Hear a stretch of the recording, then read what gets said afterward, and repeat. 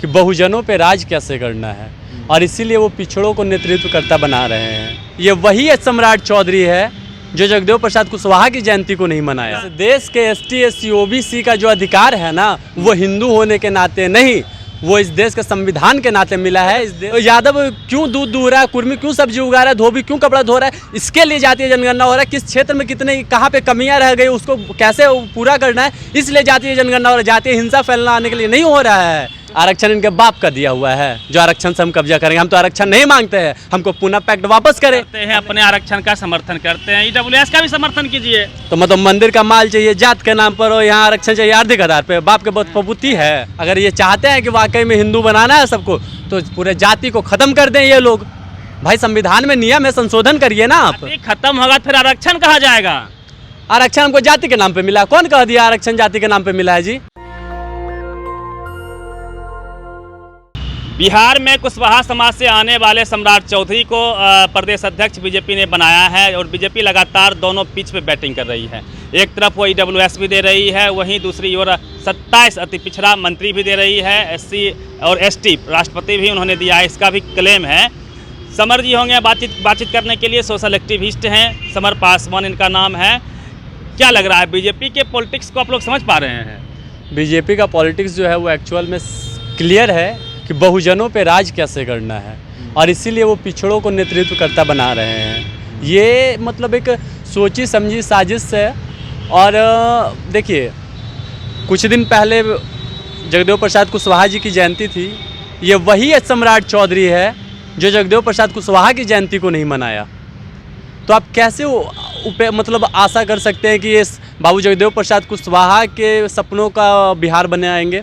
और क्योंकि कुशवाहा समाज जो है वो बाबू जगदेव प्रसाद कुशवाहा को अपना आइडल मानते हैं, तो उनके विचारधारा जो जिनके अंदर होगा वो तो उन्हें ही स्वीकार करेंगे ना।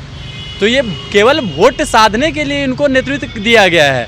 ये किसी लायक से मतलब जगदेव प्रसाद कुशवाहा के सपना को पूरा नहीं कर सकते हैं, क्योंकि इनके अंदर हिम्मत नहीं है कि ये कह देंगे 100 में 90 शोषित है, शोषितों ने ललकारा है, धन धरती और राजपाट में 90 भाग हमारा है। जिस दिन ये कह देंगे ना, उस दिन भाजपा वाले इनको भगा देंगे।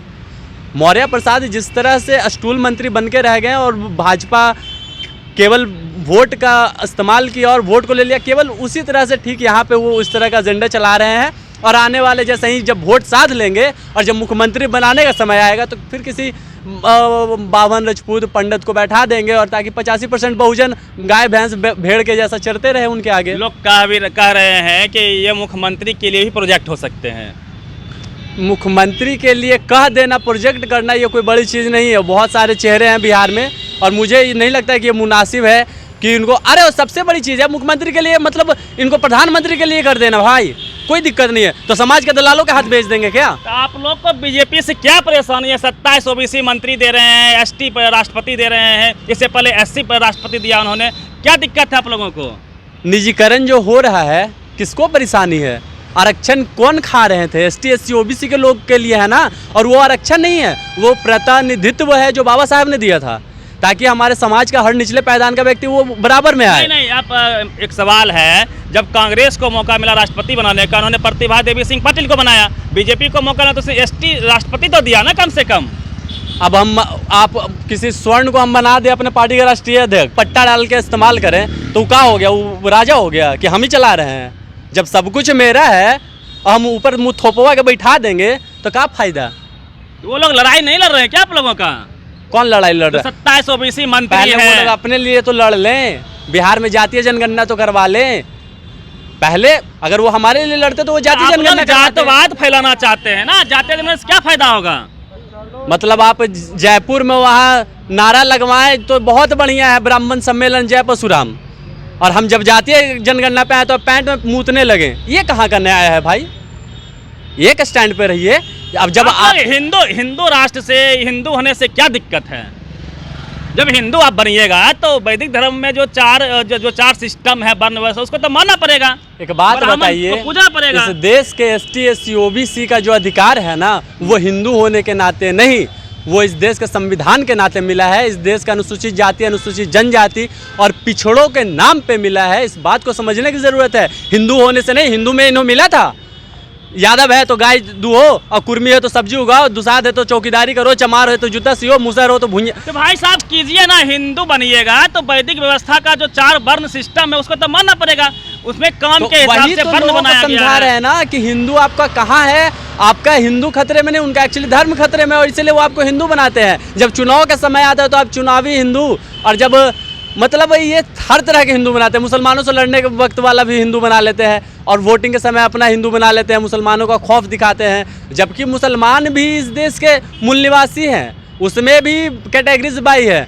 और जितने भी इस देश के जितने भी धर्म ST SC OBC हैं वो सभी इस देश के मूल निवासी हैं। इस बात को बहुत कम लोग जानते हैं, और लेकिन धीरे धीरे लोगों में चेतना जाग रही है। जयपुर में कि ब्राह्मण सबका बाप है, तो क्या कष्ट है आप लोगों का? सेवा कीजिए ब्राह्मण का। जाति व्यवस्था वर्ण व्यवस्था में क्या था? सेवा करना था, शूद्रों को सेवा कीजिए आप लोग। देखिए, एक जब 3000 वर्ष से तो सेवा करवाते ही आ रहे थे ना। जब एक महामानव हमारे महानायक भीमराव अम्बेडकर को जब ये नहीं रोक पाए और वो इनको धूल चटा दिए उस वक्त में, तो आज हजारों और नहीं लाखों अम्बेडकर के अनुयायी हैं जो इन ब्राह्मणों को ना यहाँ से उखाड़ के फेंकने की ताकत रखते हैं।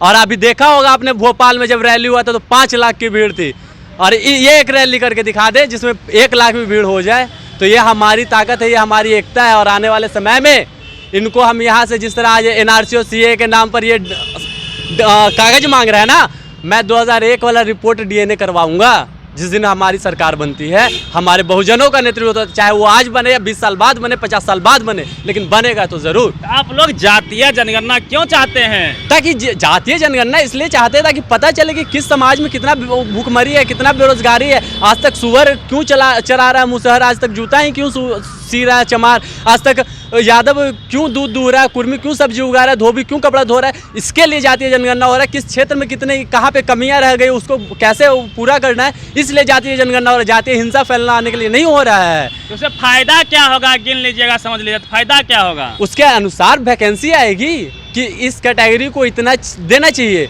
इस जाति इस समुदाय से इतने लोगों को वहाँ पे भरना चाहिए। तो यहाँ पे अभी खास करके 10% वाले लोग हर जगह पे काबिज होकर बैठे हैं, चाहे यूनिवर्सिटी देख लीजिए, चाहे जुडिशरी देख लीजिए, चाहे संपादक देख लीजिए, या फिर आप लोग मेहनत नहीं करिएगा तो कैसे पहुँचिएगा पावर सेंटर में? हम लोग कमेरा समाज से आते हैं साहब, हमने मेहनत करके तो पहाड़ काट दिया दशरथ मांझी जैसे महापुरुषों ने, और कहते हैं अभी कैनाल मैन जो आप लोग चाहते हैं आरक्षण से पूरा देश पे कब्जा कर लें। आरक्षण इनके बाप का दिया हुआ है, जो आरक्षण से हम कब्जा करेंगे। हम तो आरक्षण नहीं मांगते हैं, हमको पुनः पैक्ट वापस करें। हम नहीं आरक्षण चाहते, हम नहीं चाहते। और आरक्षण तो इन लोगों ने बदनाम किया। हकीकत में प्रतिनिधित्व था दलितों का। इस आरक्षण भी 4 प्रकार के थे, जिसमें ये चिल्लाते हैं ना दिन रात की 10 साल का आरक्षण था बढ़ा दिए, तो वो केवल पॉलिटिकल रिजर्वेशन था जो तुम्हारे बाप दादा ने ना अभी तक खत्म नहीं होने दे रहे हैं, क्योंकि उस जात में दलाल को ढूंढ के उन्हें मोहरा बना के अपने साथ रख लेते हैं। आप लोग EWS का विरोध करते हैं, अपने आरक्षण का समर्थन करते हैं, EWS का भी समर्थन कीजिए। तो मतलब मंदिर का माल चाहिए जात के नाम पर, और यहाँ आरक्षण चाहिए आर्थिक आधार पे, बाप के बहुत पपुती है। तो मंदिर में कौन रहेगा? देखिए, जिस तरह से सभी समाज को काम बांटा गया था ना, कमेरा समाज को, उसी तरह ब्राह्मणों का भी एक धंधा बनाया गया था कि तुम मंदिर का पूजा पाठ करो, इन लोगों को बुड़वक बनाओ, मूर्ख बनाओ और पैसा लूटो, और अपना बाल बच्चा के US और लंदन पढ़ाओ, इन लोग को वही सरकारी स्कूल ढंढनिया पढ़ने के लिए छोड़ दो आंगनबाड़ी में। तो इस चीज़ को समझने की ज़रूरत है, लोग समझ नहीं रहे हैं ना। आने वाले समय में आप लोग हिंदू राष्ट्र कैसे बनाइएगा? हिंदू राष्ट्र की कोई बात ही नहीं है। हम तो पिछले बार भी एक इंटरव्यू लिए थे मीडिया वाले भाई साहब, हम उस समय भी कहे थे हिंदू राष्ट्र तकलीफ क्या आपको? बहुत तकलीफ है। इस देश में बाबा साहब ने कहा है कि अगर देश हिंदू राष्ट्र की ओर बढ़ता है तो सामाजिक समानता बंधुत्व के लिए खतरा होगा। अगर बाबा साहब को जो विचारधारा को मानते हैं वो बाबा साहब की किताब पढ़ें और उसमें देखें कि क्या है। अगर हिंदू राष्ट्र वाकई में एक बिहार में तो मान लीजिए कि जातीय जनगणना हो रही है, बीजेपी साथ में है, अब क्या चाहिए? बिहार में कहाँ जातीय जनगणना और कहाँ बीजेपी साथ में है, जरा मुझे बताइए। बीजेपी के समर्थन में ही तो कहीं ना कहीं विधानसभा में 5वां जनगणना हो। बिहार में समर्थन में है, केंद्र में समर्थन में नहीं है। हम पूरे देश में जातीय जनगणना चाहते हैं और पूरे देश के 6743 जातियों को काउंट करे और उसको गिने और एक आर्टिकल के तहत आता है उसे ख़त्म करे। अगर इनमें दम है, अगर ये चाहते हैं कि वाकई में हिंदू बनाना है सबको, तो पूरे जाति को ख़त्म कर दें ये लोग। भाई संविधान में नियम है, संशोधन करिए ना आप। तो आपसे तो वो चीज़ हो नहीं रहा। जाति खत्म होगा फिर आरक्षण कहाँ जाएगा? आरक्षण हमको जाति के नाम पे मिला है। कौन कह दिया आरक्षण जाति के नाम पे मिला है जी? कौन कह दिया है? आरक्षण अनुसूचित जाति और पिछड़ा ओबीसी होने के कारण मिलता है। आरक्षण ब्राह्मणों के कैटेगरी वाइज मिलता है। यही आपको भ्रमित है कि दुसाध है तो आरक्षण मिल रहा है, ऐसा कुछ नहीं है। आरक्षण अनुसूचित जाति के कारण मिलता है। बाबा साहब ने इनकी सोच को 100 साल पहले ही पढ़ लिया था। और जो हमारे पास 100 का या 10 का नोट होता है ना, उसमें क्लियर लिखा हुआ है भारत का मतलब इंडिया और इंडिया का मतलब भारत। नहीं तो उसी समय इंडिया का मतलब हिंदुस्तान कर देते। उनके चाल को पहले ही बाबा साहब समझ गए थे, नहीं तो उसी समय हिंदुस्तान कर देते कि ये लोग आज न कल हिंदू राष्ट्र की मांग करेंगे। क्या लगता है जातीय जनगणना जब हो जाएगी तो जिसकी जितनी संख्या भारी उसकी उतनी हिस्सेदारी की बात होगी? बिल्कुल, उसी के लिए तो हो ही रहा है। एक बार जातीय जनगणना करवा ले, कितना दूध है और कितना पानी है, पूरा फर्क पता चल जाएगा कि कौन किसका कितना हिस्सा है और कितना उसको मिल रहा है, किसका हिस्सा खा के बैठा हुआ है। ये मैं बता दूँ, मतलब 2001 का आंकड़ा है कि 70% जमीन 10% लोगों के पास है और 30% जमीन केवल 90% वाले लोगों के पास है। संसाधन के बंटवारे से आप लोग खुश नहीं है? संसाधन जो देश का रिसोर्सेज अच्छा, आप खुद सोचिए ना भाई, एक 10% समाज के पास इतना बीघा में एकड़ में जमीन है और दूसरा चमार कोयरी यादव चमार भुइयाँ जितना भी है धानु का तेली, कितना जमीन है लोग के पास? क्यों? इसका सवाल कभी मन में सोचे हैं आप लोग कि क्यों नहीं है? क्यों नहीं है? पहले ही कब्जा करके बैठे हैं यूरेशियन ब्राह्मण, तो कहाँ से रहेगा भाई? कहाँ से रहेगा?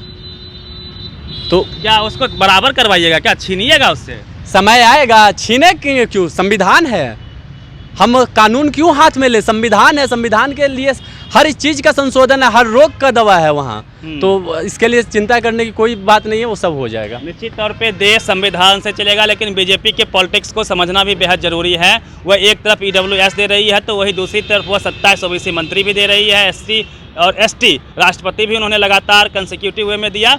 तो क्या इस चाल को, इस बात को क्या जनता समझ पा रही है? फिलहाल आप बने रहिए नेशनल दस्तक के साथ। मैं रवि मेहता। नेशनल दस्तक की आपसे गुजारिश है कि अगर इसको बचाना चाहते हैं तो नेशनल दस्तक को सब्सक्राइब करने के लिए रेड कलर के सब्सक्राइब बटन को दबाएं, फिर बेल आइकन की घंटी दबाएं। नेशनल दस्तक को बचाने के लिए बहुत जरूरी है कि हर खबर को शेयर करें, लाइक करें, कमेंट जरूर करें।